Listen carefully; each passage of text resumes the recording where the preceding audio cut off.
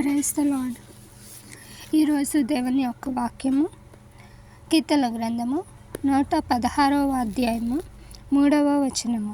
మరణ బంధములు నన్ను చుట్టుకొని ఉండెను, పాతాళపు వేదనలు నన్ను పట్టుకొని ఉండెను, శ్రమయు దుఃఖమును నాకు కలిగెను. ఈరోజు దేవుడు మనతో ఏం మాట్లాడుతున్నాడంటే, ఇక్కడ కీర్తనకారుడు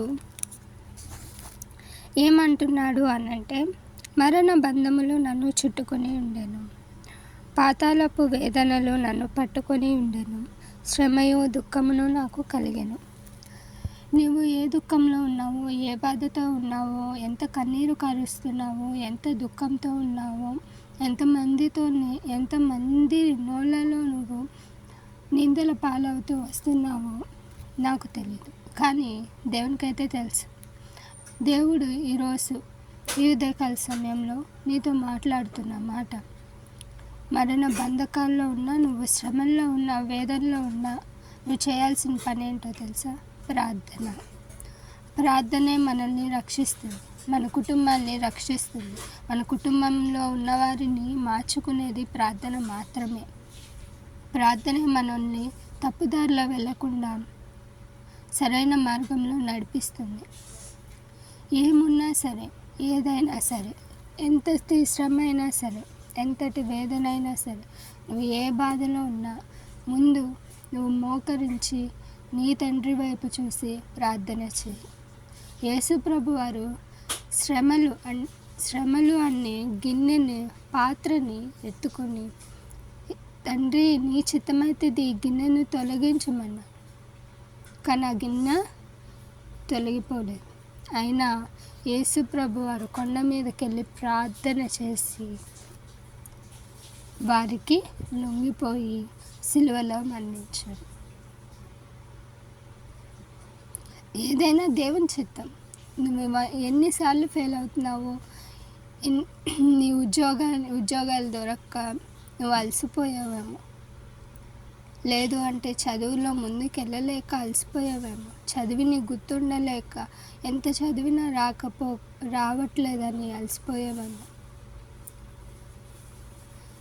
నేను నీట్ కొట్టాలి, ఎంసెట్ కొట్టాలి, ర్యాంక్ కొట్టాలి నేను అని పోరాడి అలసిపోయావేమో. ఒక్కసారి దేవుని తట్టు చూడు. నీ చిత్తమా కాదా అన్నాడు. ఆయన చిత్తమైతే అది నీ దగ్గరకు వస్తుంది. ఆయన చిత్తం లేకపోతే, నీకు స్తోత్రం ప్రభువా, ఏదైనా నాకు ఉన్నతమైందే నువ్వు ఇస్తావు అని ప్రార్థన చేయి.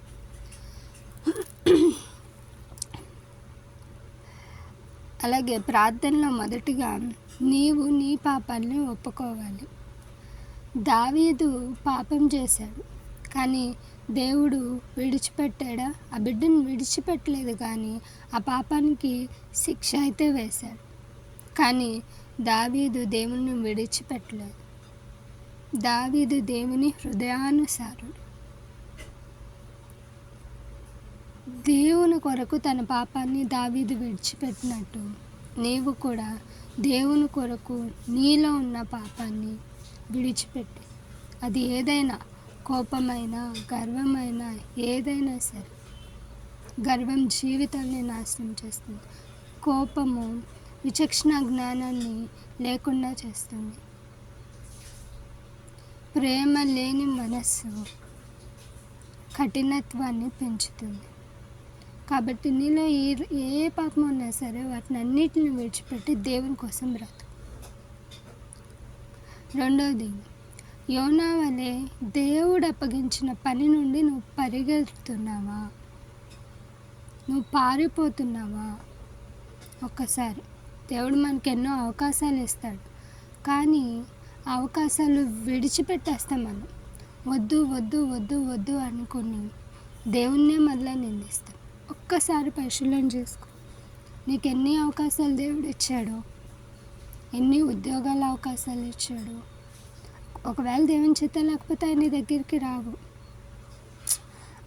అంటే ఆఫర్స్ వచ్చినా ఆ ఆఫర్స్లోకి నువ్వు వెళ్ళలేవు, ఆ జాబ్ నువ్వు చేయలేవు దేవుని చిత్తం లేకపోతే. కానీ దేవుని చిత్తమై ఉండి నీ దగ్గరకు వచ్చిన ఆఫర్స్ ఏమన్నా వదిలేసుకున్నావా అనేది పరిశీలన చేసుకో. లేదు, దేవుడు నిన్ను ఆయన పని కొరకు ఎన్నుకున్నారు, కానీ నువ్వు ఆయన పనిని నేను చేయలేనని పరుగులు తీస్తున్నావేమో అనేది ఒకసారి పరిశీలన చేసుకో. సో దేవుడు కొంతమందిని ఆయన కేవలం ఆయన పని కొరకే ఎన్నుకుంటారు. సో ఆయన పనిని జరిగించకుండా యోనా వల్లే నువ్వేమన్నా పరుగులు తీస్తున్నావా అనేది జ్ఞాపకం చేసుకొని పరిశీలన చేసుకొని ప్రార్థన చేయి. అలాగే యోనా చేప కడుపులో ఉన్నప్పుడు దేవునికి మొరపెట్టాడు, నిందించలేదు దేవుణ్ణి, తన తప్పును తాను తెలుసుకున్నాడు. అలాగే అదే విధంగా మనం కూడా దేవునికి మొరపెట్టాలి, కానీ నిందించకూడదు. కాబట్టి ఈ రోజు నుండి ఎన్ని శ్రమలు వేదనలు వచ్చినా దేవునికి మొరపెట్టడం నేర్చుకుందాం. Praise the lord.